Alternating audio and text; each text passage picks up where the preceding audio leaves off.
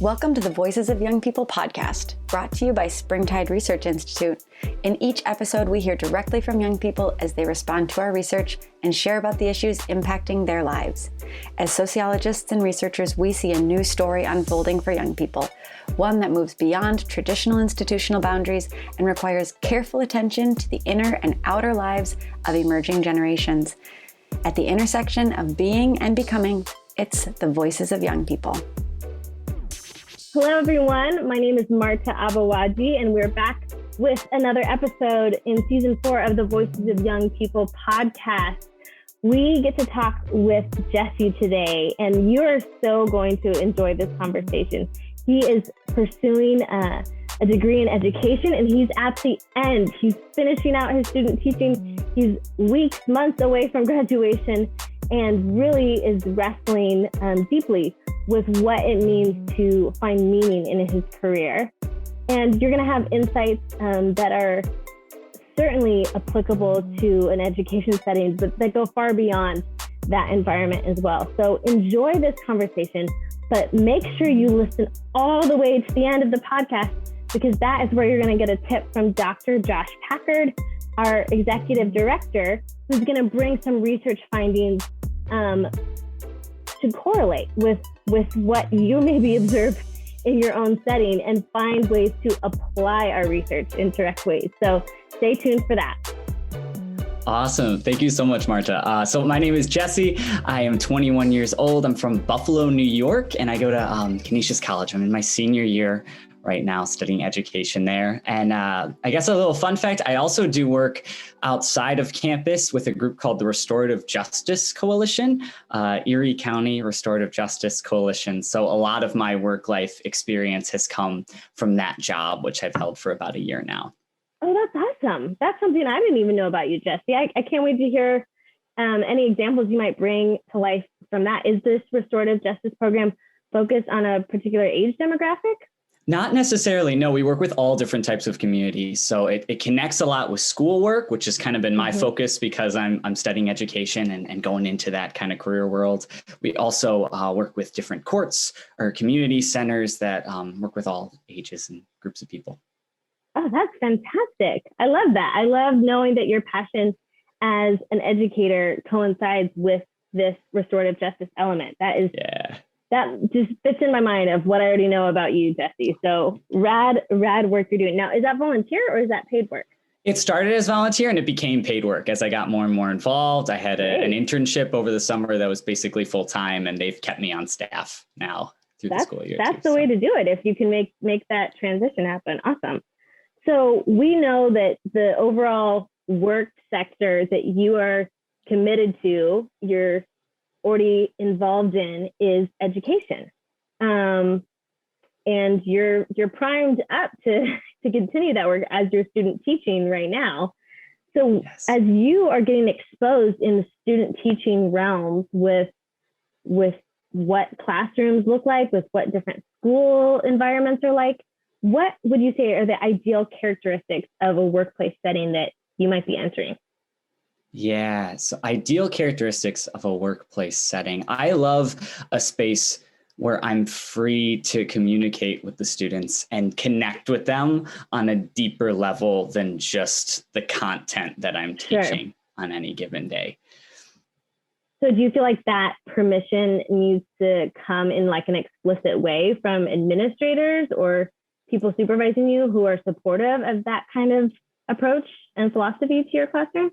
Yeah. So at this point, as a student teacher, I always have like a mentor teacher. We talk about mentorship a lot, and I've had some really awesome mentors, people who either gave me the freedom to walk around the classroom doing kind of one-on-one interactions. And at this point, I'm actually the full-time teacher, of planning my own lessons and doing things along that line. And I always start my lessons with a question that's just related to life, related to my students' interests and their passions. And I have that space to kind of start there and take off from there to get to the actual content. Oh, I love that. Now, was that modeled for you in some way, or did you kind of cultivate that practice yourself?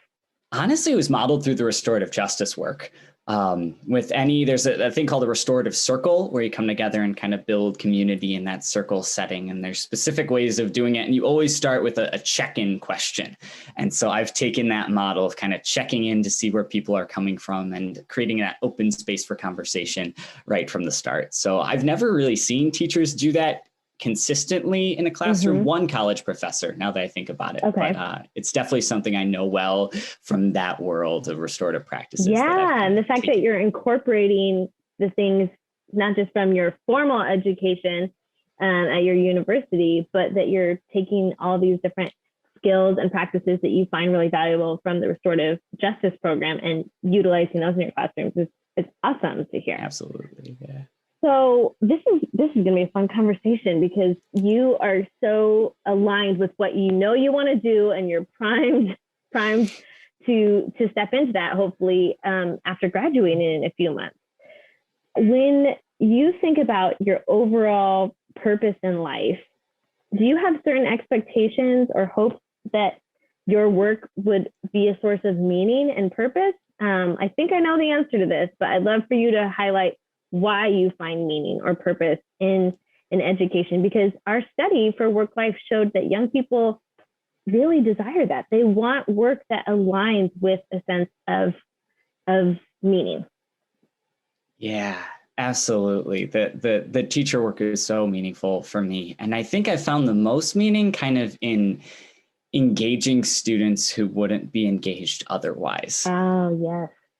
That's something that's just that's what sets me on fire. You know, I have one student who I'm working with now who, and in other placements too, of just the student who kind of has their head on their desk most days, that if I can have a day where I get that head up and I get them engaged in the lesson and talking to me and you know, relating to other students in the classroom, that's the greatest source of meaning and victory.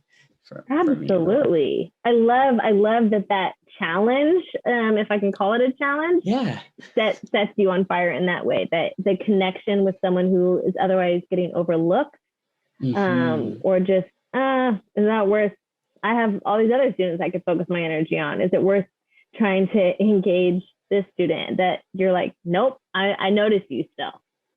Exactly.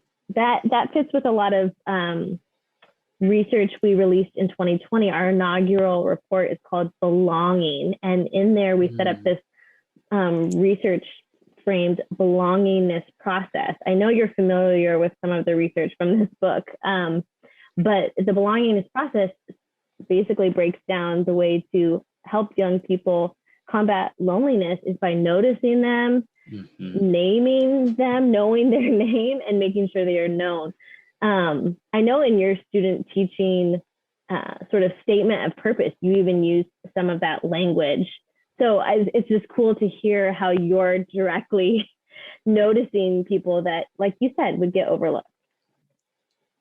So yeah, that's your biggest source of meaning is what I'm hearing. Besides education itself, finding a deep sense of purpose. And just in general, that finding that connection with the students and that belongingness and creating a community that can do it on its own. I think that's kind of the dual purpose that I see for myself as a teacher, that in one sense, I'm creating the personal relationships with each individual students, noticing them, naming them, knowing them, getting up that ladder into those deeper levels of connections day by day. But I also want to be somehow creating a space where that belonging is just kind of inherent, where everyone's interacting in sort of that space too. So it's not just about my own personal connection with the students, but can I again create an environment where students can have that with each other? Oh yes. So creating a sense of community within the classroom setting, where it's not just a one directional from what the teacher offers the student, but helping cultivate that overall culture in a classroom setting. Exactly. Beautiful. I love that. Well, you mentioned mentor teachers before, which are like directly, I think, assigned to you sometimes, even probably in student teaching. So you've kind of had some recent supervisors, managers, maybe in that role. I assume, different bosses and managers through this restorative justice program. I'm curious if you've experienced direct care about you as a person from any of these managers. Because we heard in our research that a lot of young people, they don't just want a company to know them as an employee who produces something or fulfills some sort of, necessary component to the organization, but that they are known on a personal level. And if you've experienced that, I'd love to hear about that, or ways that you think that would be helpful to be known as an employee. Mm-hmm. Yeah, thank you, Marta. I think that is so important. I feel like I'm at the epitome of that in my current placement. I'm with a mentor teacher who, I swear, every day, probably 3 or 4 times through the school day, he sets me aside and says, "How are you?" And then it's always 2 questions. It's how are you and what could I be doing for you? That's amazing. And I've noticed that I'm not the only one. That's his interactions with everyone, other teachers, administrators in the building, and the students. It's always this, how are you right now? And what could I be doing for you? Just constant. That is inspiring to me. I've worked in past education and public school settings, and there's so much that your attention, so many worthy places your attention could go. Exactly. But to have that intentionality to ask that question, and it sounds like you're taking him at his word when he's asking how are you and what he could be doing, that there's a genuineness. Honestly, I was skeptical at first because it was so constant, but it's genuine. And if you say something, he'll meet that and do his best to meet you. And I'm just thrilled to be with him. And I've made those words a part of my regular vocabulary too in the classroom. Oh, absolutely. Yeah. Kudos to him. And I'm sure a lot of our listeners, no matter their field or their own setting, can find ways that asking those questions. I really like the follow-up. It's not just how are you? Because some people are like, do you really want to know how I am? And, is that just a pleasantry? But the fact that the follow-up question is so intentional of what can I be doing for you? Mm-hmm. That's also, I see a lot of humility in that he's not, if he's your superior, right? Sometimes it's like, here's what I need you to do for me. Here's what I need you to do in your role, which would be okay that, to give, I guess, directives, but asking what he can do for you. Have you taken him up on that? Yeah, definitely. Day by day. And sometimes it's like, oh, I need this paper signed today. It could be little stuff. It could be, I have a bigger kind of question thinking about a specific student who I'm struggling with to say, how can I meet this person? And also the fact that he's always asking that question almost puts it as just an open-ended, whenever you need it, I'm here. Sure. Now, like, he doesn't even have to ask the question, and you feel that open door, maybe policy to flag him or ask a clarifying question or for a need you have. So he sounds awesome. He sounds like a lot of what we covered in our report at the end of 2020 about relational authority. Yes. He sounds highly, highly relational, because it sounds like he also follows through. Oh my gosh. Yeah. So it's not just that you're bringing requests and he's hearing them, but he's delivering too. And maybe if he makes mistakes along the way or drops the ball, I hope he's feeling the authenticity to recognize that as well, because that's also a component of relational authority. It doesn't mean you have to do it all perfect, but the intentionality and the commitment to be relational and follow through is massive, and it wins a lot of credibility. So clearly, where you were skeptical before, it won you over, you said. And there's an immediateness to it too, that I'll say something like, oh, I need to record this lesson, so I might need to borrow an iPad. And literally he will drop what he is doing and go to the iPad office and bring it back for me. There is this kind of sense of, I'm just at your service. And he is Christian, and I'm Christian. So we've talked about that kind of faith-based connection too. And I know that that's where it's coming from. A lot of it for him is just this gentle, humble, I feel that my life is a calling to serve. And I feel that education is a place where I can do that every day. Wow. Great takeaways from that model alone. So I'm wondering if you come up against this assumption that a work-life balance is more for people who are older or more advanced in their career. That the young people, maybe like a young teacher, for example, they're fine with doing 60-hour work weeks because what else do they have? Just that notion that work-life balance is like delayed until later in life. Have you come up against that assumption? And if so, even hearing it now, how do you respond to that? Yeah, it's an interesting question. And I think a lot of my jobs have come while I was in school, and people have a sense of you're a student, so you have student responsibilities. Okay, that's so good. I'll You see once that. Yeah, definitely. And I'm also thinking just about my experiences with the restorative justice work, which is more of kind of a community group setting with weekly staff meetings. I'm not with people every day doing the work. And there I felt a real comfort in, there's a consistency of kind of self-care check-ins. Oh, okay, great. Of almost every meeting ends with the question along the lines of, what are you doing this week to take care of yourself? And amazing. Along with talking about all of the responsibilities that we need to get done in the workplace, it's what can you do to take care of yourself, and just sharing that as a group. Having that question there automatically emphasizes work-life balance. Yeah. Because it's not, what are you doing so that you can be effective at work? It's, what are you doing simply to take care of yourself? That's fantastic. That connects a lot to the themes of personal growth we have covered in work life as well. Because we also know that people are spending more time at work than ever before. And this is across the board, across different societies and ages.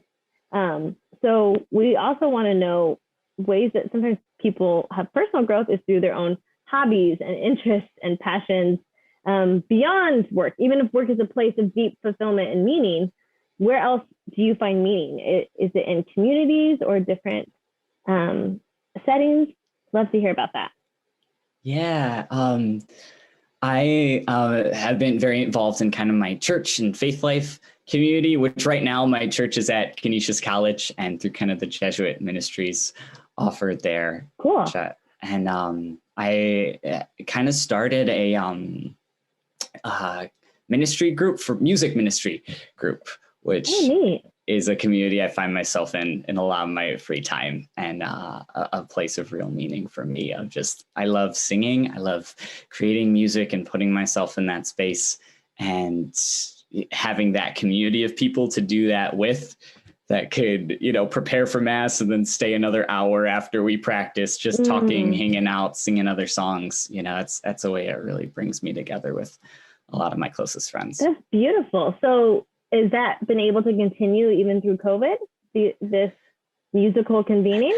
Yeah, so we're not allowed to sing with a group during COVID. I still sing with a couple close members of the group in, a distance limited setting. But sure.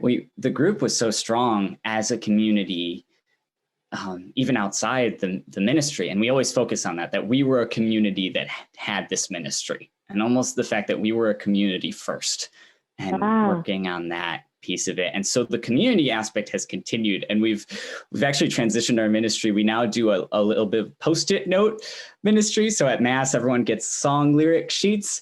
And so we write little positive, prayerful, inspirational Post-its, and we put them on the Mass sheets, which is fun. Oh, so it's kind of like your own fortune cookie. You don't know what positive affirmation you're going to get. Exactly. But you might get one from Jesse. You might get one from someone else. And then we have that time every week to still get together as a group and share community, even though we can't sing with each other right now.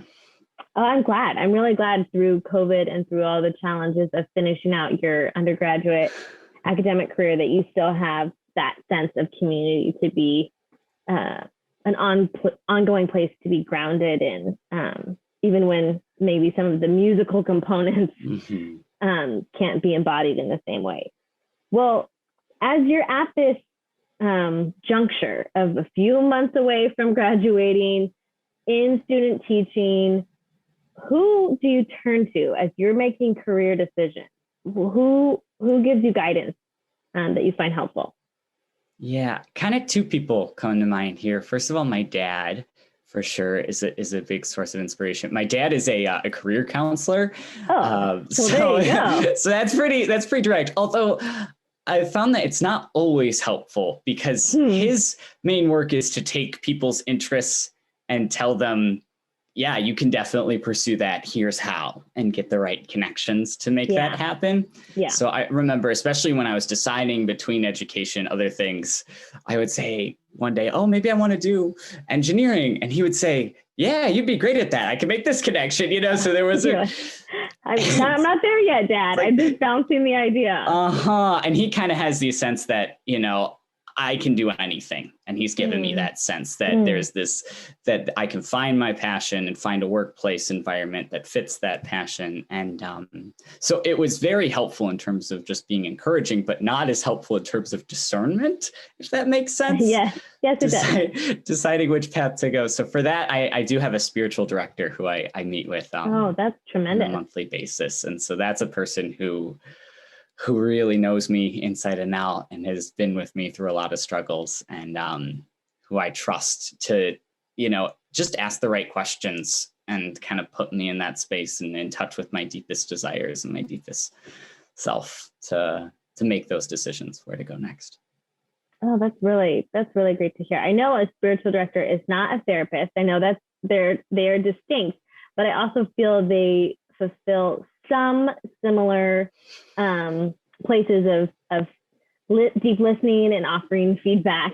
And multiple young people that we've interviewed for season 4 of the podcast have highlighted a therapist as being a key person who has offered guidance. So I just kind of want to lift that up to people listening right now of how key those roles are to really process these decisions. Not the only place, certainly, but I'm encouraged to hear that so many young people are taking advantage of an intentional one-on-one relationship that can really bring about important questions and important places of reflection.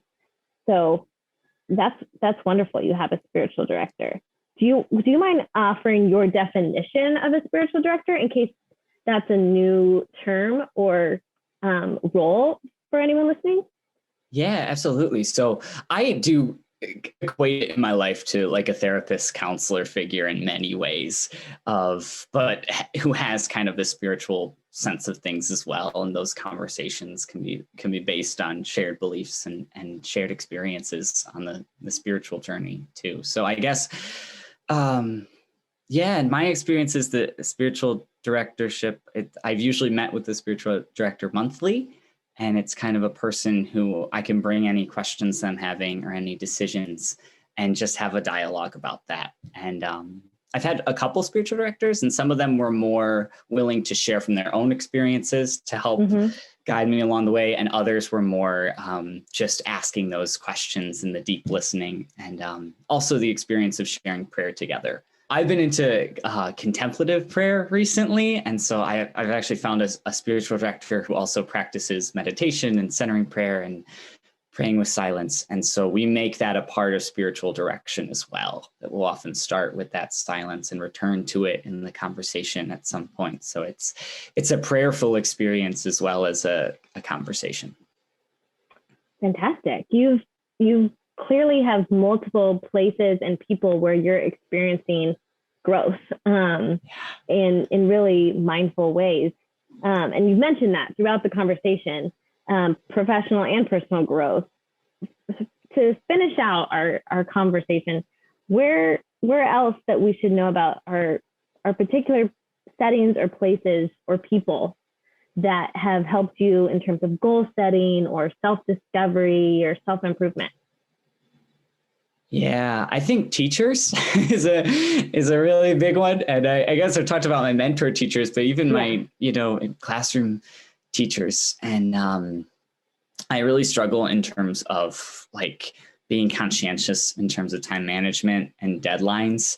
And so some of my best relationships have been with teachers who were super understanding with that. and encouraging and flexible with deadlines and things along those matter, but still holding me accountable to get things done. And so I find that, teachers who formed a relationship with me enough that, like, we had a death in the family this past semester. Wow. And so I was able to kind of reach out to my teachers and say, okay, this happened and I might need some extra time on these assignments just with everything going on. And I don't know if that gets to your question about it definitely does. Growth, but... It definitely does. I think it shows that because there was a relationship there, a place of connection or trust, you could expect that they weren't going to be too rigid when you said, hey, I'm going to need some flexibility and understanding here. And you received that. And I bet it makes you a stronger teacher, knowing that your students are going through a number of different life circumstances, especially in a pandemic as a young person. But even beyond a pandemic, how many different obstacles and challenges each young person might be navigating, to be extra attentive and mindful of that. That applies beyond an education setting for any sort of boss, manager, supervisor, HR professional, someone to say, all right, we know you are a full person with a full life, and here's how we're going to come alongside you, or here's how, we can readjust a timeline or a deadline. So when you receive that, I trust that makes you want to better offer that as well. Yeah, absolutely. And it starts even before the specific event where I need, like, it was comforting to me to send those emails knowing that these teachers would say yes. I just know that we had that relationship already. And I just felt like there was a general, kind of like we talked about at the beginning, there was a general sense of this community in place that, we understand each other and can be honest and flexible and understanding. Wonderful. Well, are there any last pieces that you wanted to share that are relevant to our conversation today? I just want to give you the opportunity to add a final thought. I just love this. And I'm so grateful for Springtide. And I read the research reports, and listen to these podcasts and think to myself, like, that's a perfect word for this experience I've had. And so I'm glad. I'm really grateful to kind of be involved now in people who are really trying to put really good words and research behind things that I think I do experience in my everyday life. Well, thank you for being here. Thank you for being one of our Springtide ambassadors. Is a joy to have you, in the SAP cohort, and to have you share more of your story with our podcast listeners today is also a wonderful gift. So thank you for what you are doing in your student teaching, the ways that you're already coming alongside young people, and that we are for you. We are for your thriving and your flourishing as you step into this next career and graduate soon. Thank you, Marta. Best of luck in these final weeks and months. And we'll be rooting for you all the way. You can find more from Jesse by looking at our Springtide Ambassadors program, and he'll be contributing to other projects throughout the year beyond the podcast. So if you were encouraged as I was by some of his story today, stay tuned, because there's more to come from this young person.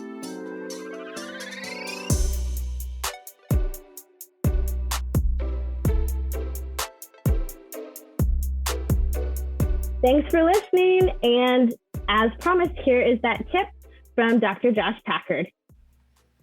Whether in school or the workplace or any number of other aspects of our lives, we put a high degree of value on outcomes. We want to earn good grades. We want to deliver on our key performance objectives. We want to perform our best, and we push other people to do the same. But critically, for the long haul, we need to also have this mindset that's geared towards growth. And those two things can be at odds with one another. When we just focus on outcomes, when we just tell people how great they are for the job they did or the thing they accomplish, give them an award for some particular achievement, then what we're implicitly doing is saying that the only thing that matters is getting it right. And that can be sort of antithetical to long-term growth. Carol Dweck and other social scientists over the years have demonstrated that what you really want, at least in part, is for people to be willing to take chances, to be focused on learning from mistakes and growing so that they're better tomorrow than they were today. Then what we need to be doing is praising processes and effort along with outcomes. And maybe even sometimes praising processes and efforts instead of outcomes. What happens when we focus on outcomes only is that we sort of implicitly get young people, especially, into this place where they don't want to do anything that where they might fail, because the only praise that they're getting, which is crucial to this development and self-image of a young person, is when they achieve something. So that means that they're less likely to take risks, and that means that they're less likely to grow. But as parents, as guides, as employers, part of what we really need is for young people to be pushing the boundaries of what they think they're capable of, because every time we do that, of course, it pushes those boundaries out even further, and we become capable of more. We learn from those experiences, we take those experiences back and apply them in new and innovative ways to current problems, and ultimately, we end up better off than if we had never tried in the first place. So if we want to encourage a growth mindset, we need to focus on, at least as much on those processes, those efforts that people are trying hard, while we're also celebrating the great outcomes that people have. Visit springtideresearch.org to hear more voices of young people and access our full study on young people's expectations and experiences of work, titled Work Life, Helping Gen Z Flourish and Find Balance. Sign up for our newsletter and be the first to learn about our upcoming research. Today's show was produced by Marta Abuaji and TJ Birnbaum, with original music by high school student Christian Unthank. Special thanks to our guest today and all the young people whose perspectives and insights make our research possible. Remember to find us on social media at We Are Springtide and learn more about our brand new Writer in Residence program at springtideresearch.org. Thanks for listening.